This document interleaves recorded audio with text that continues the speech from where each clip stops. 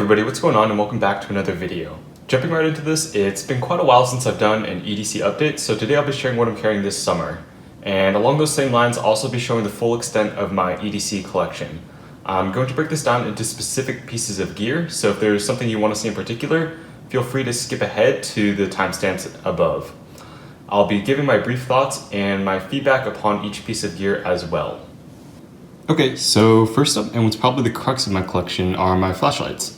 Flashlights are really what got me into the EDC hobby, and because it's the summer, and it really doesn't get dark until quite late, like I think 9 p.m., I've only been rocking a neck light, and it's this one here. This is a custom flashlight called the Nucleus, and as you might guess from the name, it is one of the smallest functional flashlights in existence. There's only one mode, but it's still plenty bright enough if used sparingly, and it's also got tritium in the tail cap, which is a very nice touch, and it really adds to the appearance of this being actual jewelry, if you will, and it is functional jewelry in my opinion. I have a full review to this flashlight. If you want to check it out, just click the link above and yeah. Alright, and here are some of my flashlights. Clearly this is not the full extent of my collection, these are just the ones that fit into my case. For those of you wondering about the case, this is a Nowpak case, and they basically make high quality foam inserts for your Pelican case. So yeah, good stuff. I highly recommend them if you're looking for a solid storage option for your gear. The first flashlight I'm going to be showing off is this HDS Executive. This one was made in, I believe, 2010 or 2012. They still make them now, but they are quite a bit more expensive. But that doesn't change the fact that these lights are bomb-proof. There is video of these flashlights being shot up, dropped from extreme heights, you name it, and they just survive it all every time. This one is running a Golden Dragon emitter, as you can see here, so it's pumping out around 140 lumens. Now that doesn't sound like much, but because of the emitter's nature, it sends a very tight hotspot, and that allows it to keep up with many modern flashlights. It's also fully programmable, and it was really ahead of its time, so it's held up very well over the years. But yeah, this flashlight has seen some use, and it just keeps going. If I could only choose one flashlight, this would be the flashlight. Next up in my collection is a MECHFORCE HAIKU. This is often referred to as the benchmark of custom flashlights. Now, I don't know if this title still stands, considering how saturated the custom flashlight market is, but there is no doubt that this is an iconic flashlight among custom flashlights. It is made out of full grade 5 titanium, and I have custom internals in mine. I'm running a fully programmable H17F driver, as well as a Nichia 219C driver. And I also went with the cracked ice finish that Don Mikleish, the manufacturer, offers. So yeah, definitely a grail flashlight here. I believe it cost around $500, which is my upper limit for flashlights.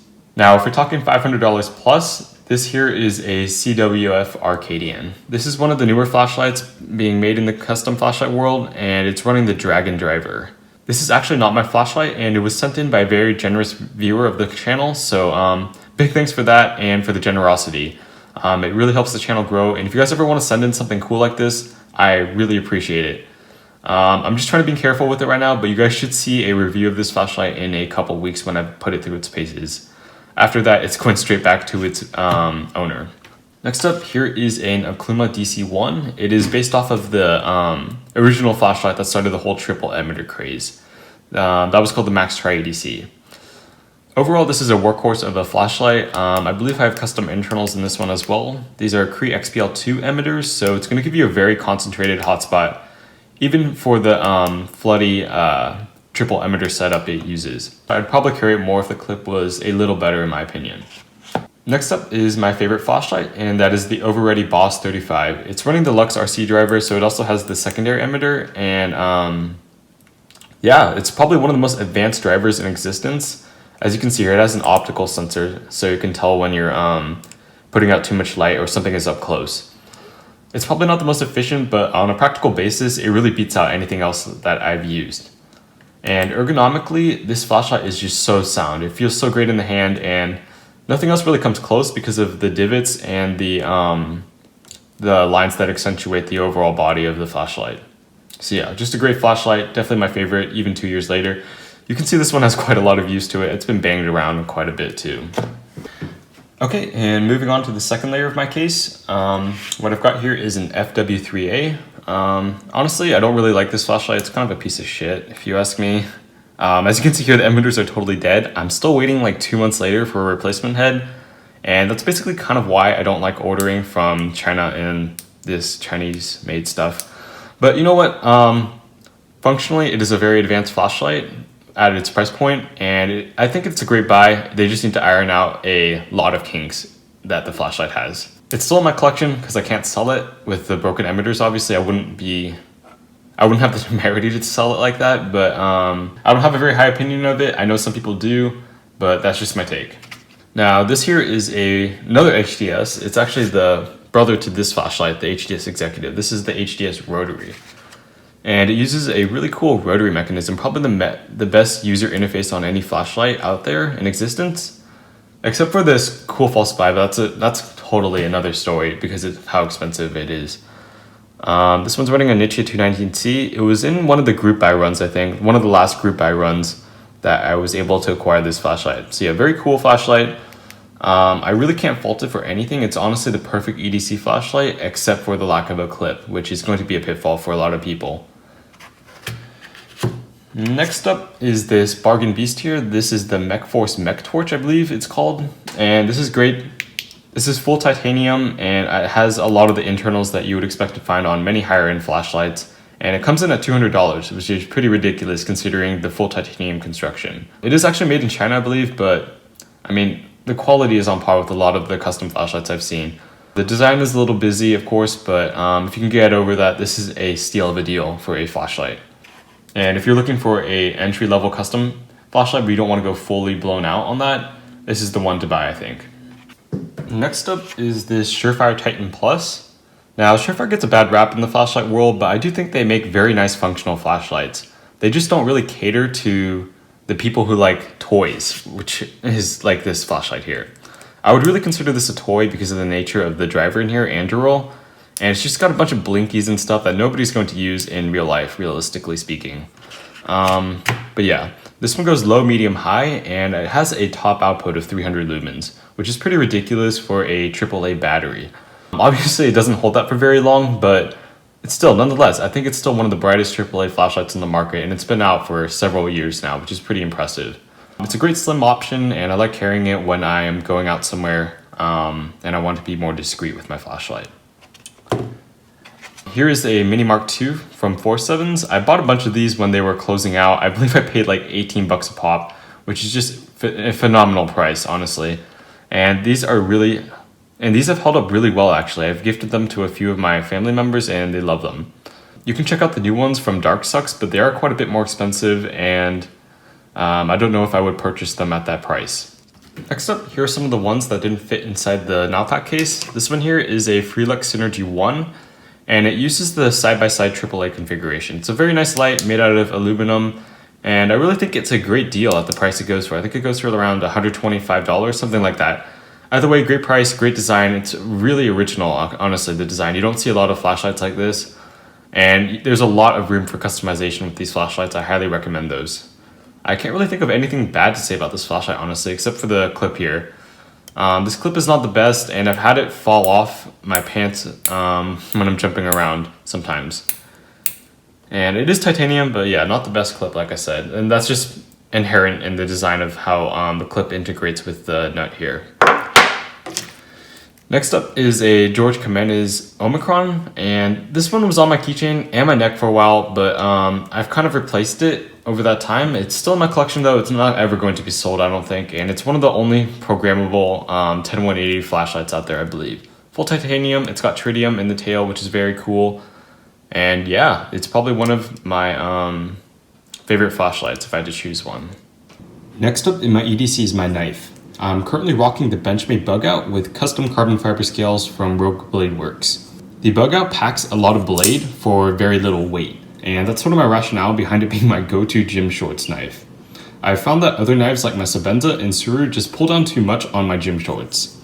And on a functional level, I use this knife a lot at my job because we get quite a few packages. The bug out is perfect in this sense because it's not really a hard use knife or a true bug out knife as its name would suggest. So yeah, sweet knife. I highly recommend it overall. It's definitely my favorite knife right now. Albeit it is a little bit overpriced in my opinion. If you can find one at an affordable price, maybe on the secondary market, I would highly recommend it, and I would probably snag another if I had the chance to.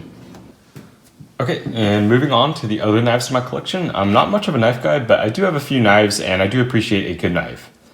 So first up is the SPYDERCO Dragonfly 2. This was probably my first real knife, and it's just overall a very nice, small, lightweight knife. I believe it is using VG10 and FRN scales, so very lightweight overall. It also has SPYDERCO's wired pocket clip. It looks kind of cheap, but once again, very functional overall. Just a great, nice, lightweight option that I like to throw on my gym shorts or when I'm going to the gym. Something to that effect, similar to the bug out, I guess you could say. Next up is a REEVE SEBENZA 21. This is the plain Jane model, and it is the small version. I looked at the larger version, I held it in hand, and it was just way too big for me to carry comfortably. This is probably one of the most iconic knives in the knife world. It's full titanium and the construction on it is just phenomenal. The tolerances are just very good, and you can tell that this is a purpose-built knife, like just from the way the action goes too. Like you're not able to really flick it, and that's how it's supposed to be. So yeah, very nice knife, REEVE SEBENZA 21 small. This here is a BENCHMADE mini grip. I believe this was the second knife I bought after this one here. It's a smaller BENCHMADE. It definitely can't compete with the bug out. However, I do think it is a solid option if you're looking for a smaller BENCHMADE knife. Obviously kind of overpriced, but and I don't carry much anymore now, but it's still a nice option if you are looking at a cheaper BENCHMADE. This here is a Fox Knives Vox SURU. I believe this was a collaboration between the two, and it was a sprint run done by Urban EDC Supply. So yeah, full titanium and M390 blade. M390 is one of those super steels, not that you'll notice it in real life really, but it is nice to know you're getting that premium material. And it's also got a zirconium bead here on the clip too, which is a nice touch. It's a flipper, and it's actually kind of heavy, if you know what I mean. It's actually heavier than the SEBENZA 21 here. So I don't actually get around to carrying it very much, but I think I paid $150 for it, which is pretty good because I got a discount using my points or something from their reward system on Urban EDC Supply. So yeah, I'm not going to sell this, I don't think. And it's a really cool knife overall if you can get over the weight of it. Moving on to my pen of choice, my EDC pen is the Nottingham Tactical TICLICKER Mini, this one here. This was a review sample sent to me by the manufacturer, and it's mine to keep. With that said, I still think I would have purchased it with my own money even if it wasn't. That's just how nice this pen is. The pen goes in my left pocket, and it strikes a nice balance between size and functionality, two things that most other mini pens often have to trade off between. I don't use a pen often anymore because everything is digital nowadays, right? But sometimes I do need to scroll something down real quick, and this is the pen that I reach for every time. Okay, and moving on to some of my other pens, this here is a FELLHOELTER TINYBOLT. It's basically just the smaller brother to the FELLHOELTER TIBOLT pen, which I have here. Both are excellent pens. This one is a little hard to use functionally. However, I do think the build quality on both are phenomenal, and overall the bolt mechanism is unparalleled compared to any other bolt action pens on the market. Don't use both of these very much. This one is just too big and industrial-like for me to actually use on a regular basis. However, I have EDC'd this one quite a bit, and it's gone through the wash actually a few times, which is why the mechanism is a little sticky. But yeah, those out of the way. This one here is a Nottingham Tactical TICLICKER. Very nice pen. I like that it's shorter than the TIBOLT, but it also retains a lot of that industrial-like build quality to it. Both the TIBOLT and the TICLICKER run the Schmidt cartridges, I believe, the P900, something like that, easy flow cartridges. So very nice cartridges, and they just write very nicely and smoothly. Mechanism on this has definitely worn in over time, and it's a lot better than when I first got it. It used to stick a little bit, but yeah, great stuff. And although I don't use this one very much anymore because as you can see, I bent the clip backwards accidentally, it's still a great pen overall. So yeah, another pen that I don't actually use very much, if I can get it out here, this thing here. Come here, you. Okay, another pen that I don't actually use very much is the Prometheus Wrights Alpha pen. This one is an electroless nickel, and it uses the Mont Blanc cartridge. I'm not sure which one it uses, but I'm not actually a big fan of the Mont Blanc cartridges. I don't know why, I just can't get behind them when I write. Great build quality overall, just not a pen that I carry on a regular basis either. and I'd be kind of worried about damaging this pen, especially because it's made out of aluminum. And the pen that I use second to the TICLICKER Mini the most is this one here. This is the Urban Survival Gear TISCRIBE. I'm sorry, I'm blanking on the names here. But yeah, just a great pen functionally overall. The build quality isn't quite on par with some of these other ones like you see here. However, it just writes phenomenally, and it's just so slim and svelte, and it's just very easy to write with and carry for extended periods of time. So yeah, this is the bolt action pen that I generally recommend if you're sort of on a budget and you don't want to go and spend the money on something like a FELLHOELTER TIBOLT. Now, my wallet hasn't changed since my last EDC video. I've had the Dango D01 wallet for a little over a year now, and you can see that the leather in particular has aged nicely as you would expect. So it's got that patina, which is really nice. The aluminum frame does have quite a lot of dents and scratches all over it, but nothing that would compromise the wallet functionally, in my opinion. On the topic of functionality, I want to reiterate that I don't really recommend this wallet unless it meets your specific needs. It's a front pocket wallet, it's expensive, probably overpriced, but it works well for me. So yeah. Now, some of the other wallets that I have in my collection include this one here. This is the Pioneer Molecule wallet, I want to believe. I used this for a while. It's a card holder, so it only holds like 4 cards and a little bit of cash. So it's not really the wallet that I actually carry anymore, but build quality is decent, and I think it's supposed to be made of some sort of ripstop material. I think it's called 10XD ripstop material. Something like that. Either way, it's supposed to be made out of a really tough material. I can't attest to this myself because I only used this wallet for a couple months, but hey, it's just one of the other wallets in my collection. Next up is this really nice one I have here from Urban EDC Supply. This isn't a wallet so much as it is a mini organizer. Overall, the quality on this is really, really good. I believe it's Horween leather, so yeah, just the highest quality leather available, full grain leather, and it's really useful. You can hold a Swiss Army knife and a Fisher Space Pen in these slots. I think that's what they're mainly designed for. And then you also have access to your cards and cash in the back. Sweet wallet. I don't use this very much anymore, but I would highly recommend this if you're looking to consolidate some of your carry. And it's honestly probably higher quality than this one and this one here. I just don't get around to using it much anymore because I like to pocket carry my other stuff. The headphones that I gravitate most to are the Apple AirPods. I've had these for quite some time now, and it really shows. The charging case has clearly been dropped a few times, and the earbuds also don't really hold a charge like they used to. Despite this, and I can't emphasize this enough, the AirPods are just so convenient. I use almost exclusively Apple devices, and although Apple gets a lot of flack, there's really no denying the simplicity and synchronization of their hardware. It's just so easy to use these. The last part of my EDC is my watch. I'm almost always wearing a watch, and it's just one of those things that I always have when I walk out the door. My watch of choice right now is the G-Shock Rangeman. It's quite a large watch, but it's super comfortable, and I can easily adjust the strap here, which you can't do with most Link watches. This is important because your body expands in the heat and when you exercise, so wearing a more traditional Link watch can be uncomfortable, especially in the summer. And this has just so many functions. I don't even use like half of them, but the alarm and the stopwatch are particularly useful, especially at the gym. And also when I'm trying to wake myself up after a nap or something like that. It's also got the triple sensor here, so it's got the compass and the barometer, which basically tracks the weather, and an altimeter. I don't use any of these, but hey, they're cool to have, and maybe if I ever get stranded or something like that, I can use them. Who knows? Now, I guess it's suffice to say that I don't really have a watch collection so much as I do a pair. This is the other watch in my collection. I believe it's called the Citizen AT401050E, and it's full titanium, which is pretty sweet. I believe it was only like $300, which is a great price for a full titanium watch. And it's also fully solar powered, and it's also got the perpetual chrono, so it automatically finds the radio signal and adjusts the time automatically. The Rangemaster is also solar powered and also finds the signal automatically. I really don't like batteries or charging my watches, which sort of leads me into why I don't have a smartwatch anymore.